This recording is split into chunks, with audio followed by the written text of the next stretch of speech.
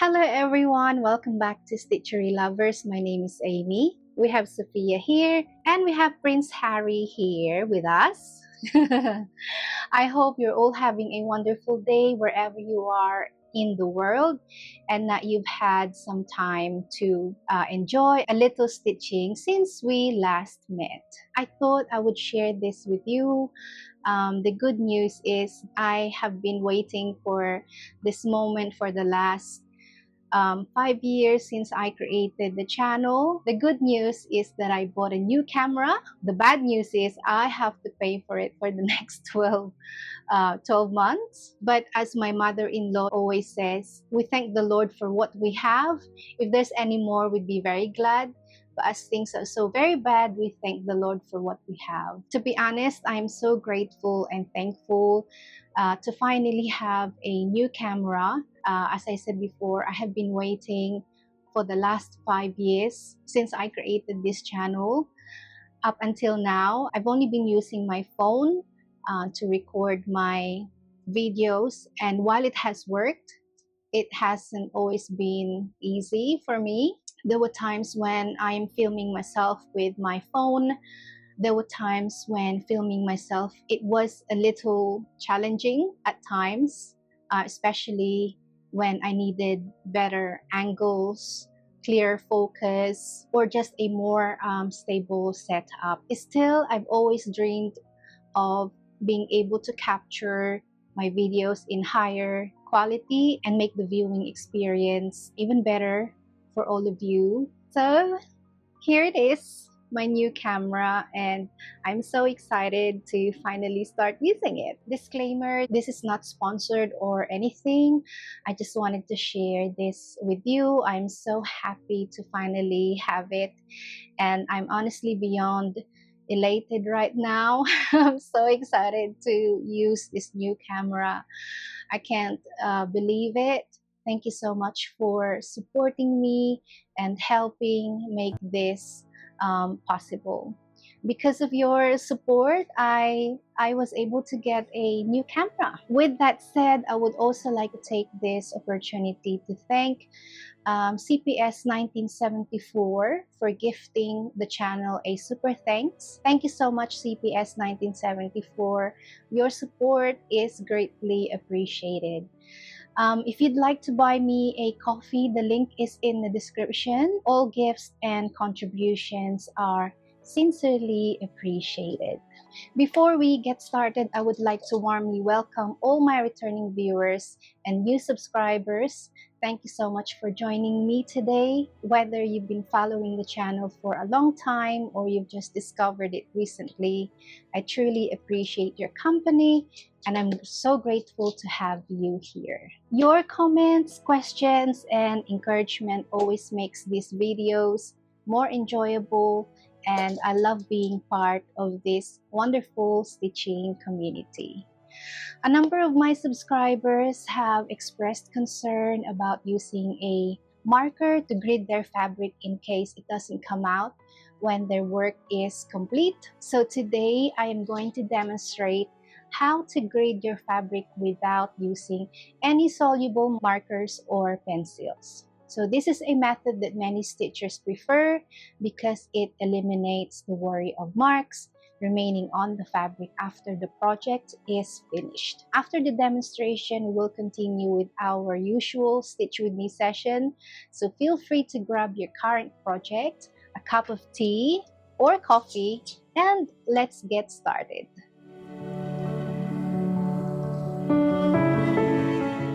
Many stitchers worry that pencil marks may not wash out completely, especially on lighter fabrics. Yes, I completely understand the concern because I've seen that happen too. Personally, I use a very light pencil grid with a mechanical pencil and make sure not to press hard on the fabric. Using a light touch helps reduce the chance of leaving permanent marks.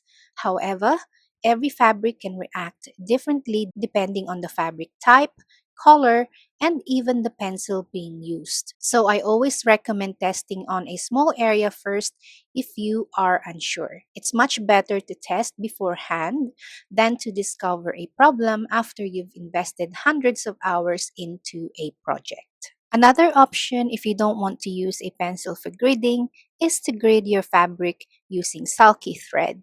This method has become very popular among cross-stitchers because the thread can simply be removed once the stitching is complete. In this episode, I will show you exactly how I do it and share a few tips that make the process easier. The only downside is that this method takes a little longer than drawing a grid with a marker or pencil, but it's definitely worth it for the peace of mind it provides. Once the grid is in place, it can make counting much easier and help reduce mistakes, especially when working on large full coverage projects. I also recommend not gridding the entire fabric all at once. What I usually do is focus on one page at a time. Of course, if you'd prefer to grid the whole design area, feel free to do so. Some stitchers like having the entire fabric prepared before they begin, and that works really well for them. But if you are in a hurry like me, I find that working page by page is much more manageable. It lets me start stitching sooner and keeps me from spending hours grading areas I won't reach for quite some time, especially on a large project. First, gather all the materials you'll need: a Q-snap frame, your fabric, a needle, scissors to cut the thread, and sulky thread. You can also use any thread that is smooth and easy to remove later. Some stitch are using fishing line or monofilament thread, but for today's demonstration, I will be using sulky thread because it's easy to see and easy to work with. With the Q-snap frame, we will mount the fabric securely onto the frame first. This helps keep the fabric taut and stable, making the gridding process much easier and more accurate. Having the fabric properly tensioned also makes it simpler to count the holes and maintain straight, even grid lines throughout the project. I start by cutting a length of sulky thread about 17 inches long, roughly the length of my Q-snap frame, and then thread my needle. I find that this length is comfortable to work with because it's long enough to cover a good section of the grid without becoming tangled. Of course, you can adjust the length depending on your personal preference. In this demonstration, I will be using the fabric from my mini pumpkin cottage project. As you all know, I started from the bottom left corner of the canvas, and today I will be showing you how I grid the top left corner of this fabric. I always start from the top left side of my canvas because this is where the first page of the pattern is and where I normally begin my stitching. Starting in the same place each time helps me stay organized and keeps the process consistent. However, there is no right or wrong place to begin. You can start anywhere on the canvas that matches your stitching style and the way you prefer to work through your pattern.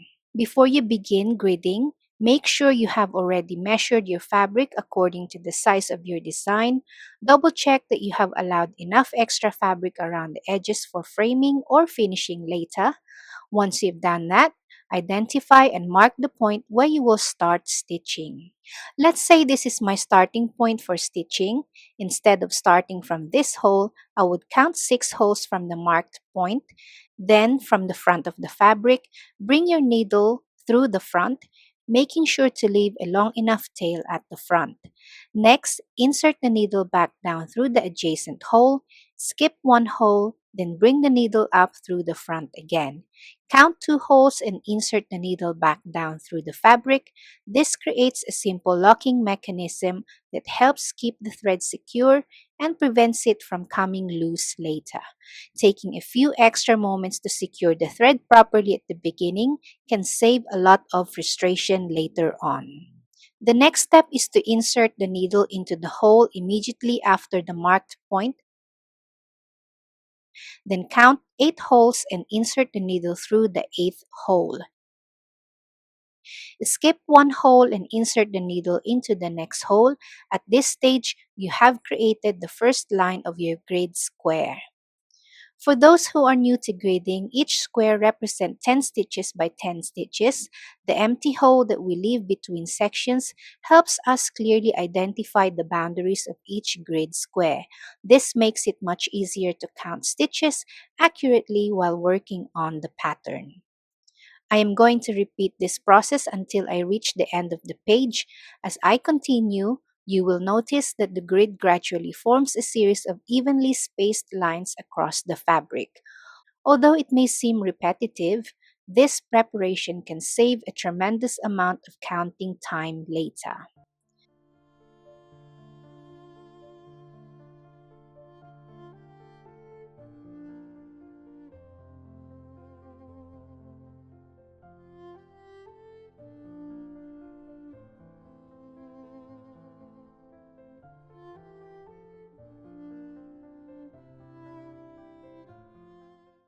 Now that I've finished grading the top section of the page, you've probably run out of thread by this point. Let's say my needle has run out of thread as well, and I only have a short length of thread left. To finish off this thread, we will secure it the same way we did at the beginning. Starting from the eighth hole, skip one hole and insert the needle into the next hole. Then count two holes and insert the needle again. Skip one hole, insert the needle into the next hole, and finally insert the needle into the following hole so that your needle ends up at the back of the fabric. This locking method helps keep the grid secure while still allowing the thread to be removed easily when the project is complete. To grid the next section of the page, we will simply repeat the same process we used at the beginning. Cut a new length of sulky thread, thread your needle, secure the starting point, and continue creating the grid lines. Once you've done it a few times, the process becomes much quicker and more natural. If you still have thread remaining on your needle, starting from the eighth hole, insert the needle through the next section and continue repeating the same process until you have completed that area. I will continue in the same manner until I have completed the entire page section. Once that's finished, we will move on to the next step.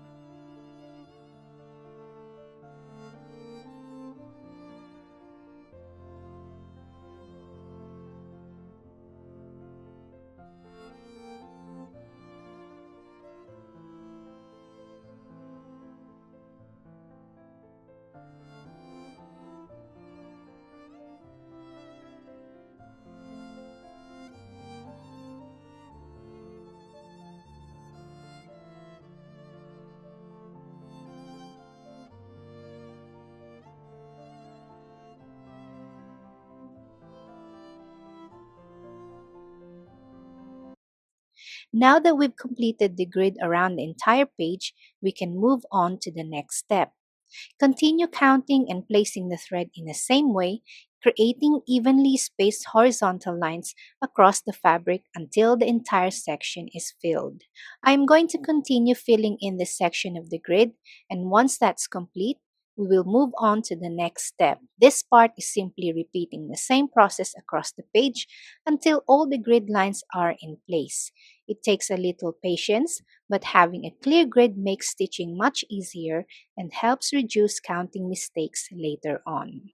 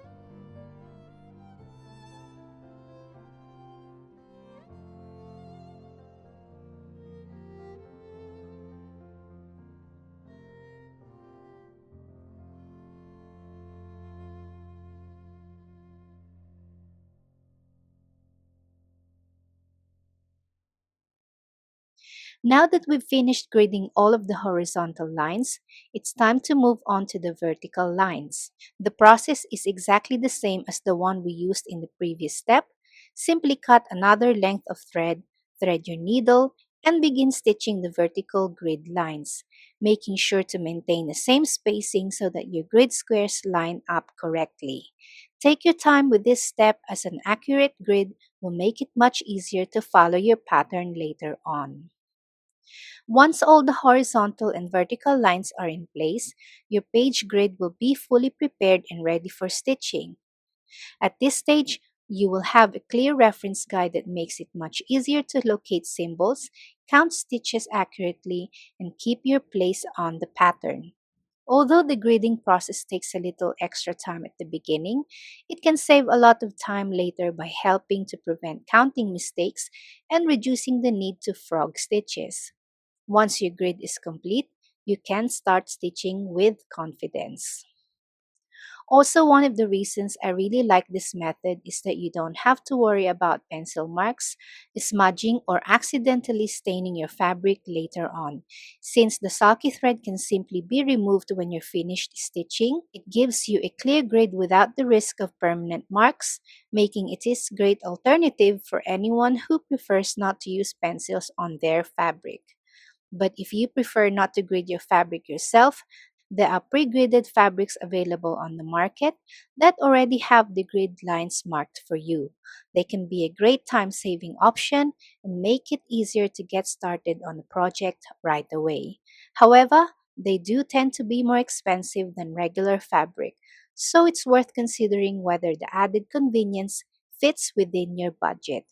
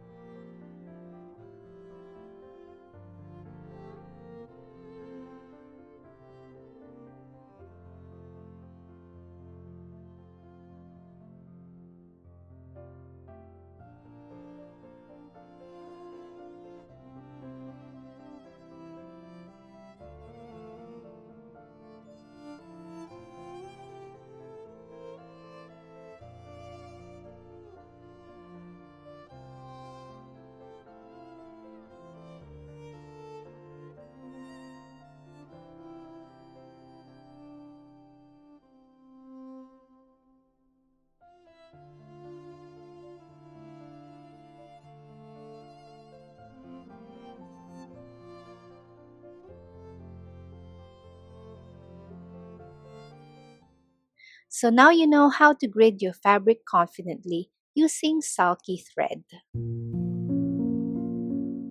Today, I am going to continue stitching the Mini Pumpkin Cottage by Jenna Della Grottaglia from Heaven and Earth Designs for our Stitch With Me session. So grab your favorite project and let's get started!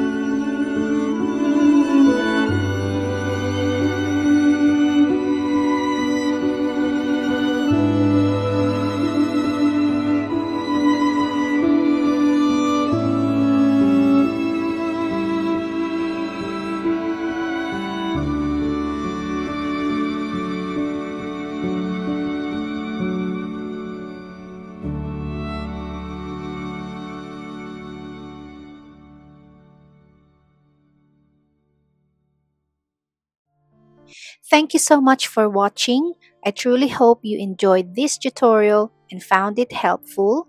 If you did, please like, subscribe, and stay tuned for more cross-stitch tips and projects. Your support means so much to me and helps my channel continue to grow. Happy stitching, and I'll see you in the next video. Bye for now!